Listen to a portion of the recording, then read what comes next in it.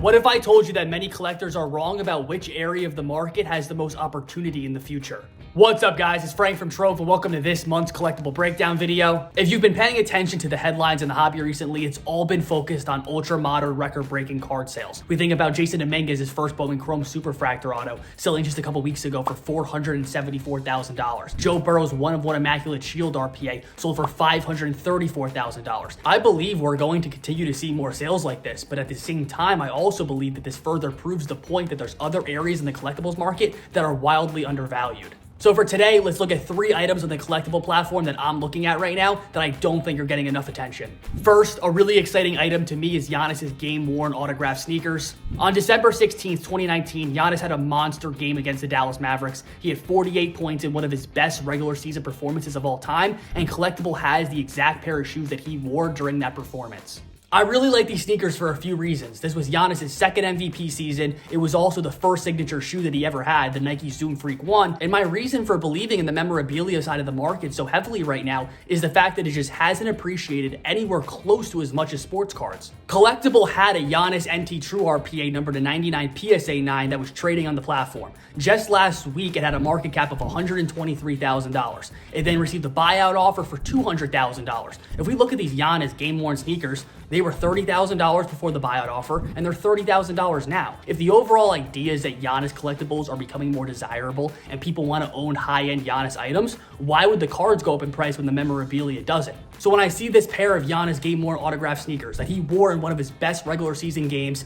which sells for far less than many of his rookie cards, and you could buy into this for $6 a share, I think this is a perfect item to get into fractionally and hold for the long term. And next, I want to look at a couple vintage cards I really like that I believe are underappreciated relative to the rest of the market. The first card I really like is Joe Montana's 1981 Topps rookie card PSA 10, which only has 108 copies in a perfect PSA 10 grade. Joe Montana was the GOAT before Tom Brady. He won 4 Super Bowl titles for the 49ers, which gave him a leg up on all of the competition. He also won 2 MVP awards. Montana has already cemented his legacy as one of the few greatest quarterbacks in NFL history, and that's never going to change. I think if we just look at the narrative shift around someone like Joe Burrow over these last few weeks, it makes buying a vintage quarterback like Joe Montana even more desirable. 2-3 weeks ago, we saw everybody wanting Joe Burrow cards leading into the Super Bowl. And then as soon as the Bengals lost the Super Bowl, the entire narrative shifted to now asking the question, are the Bengals ever even going to make the Super Bowl again? If we look at the young quarterback talent just in the AFC, Joe Burrow, Justin Herbert, Josh Allen, Lamar Jackson, and of course Patrick Mahomes,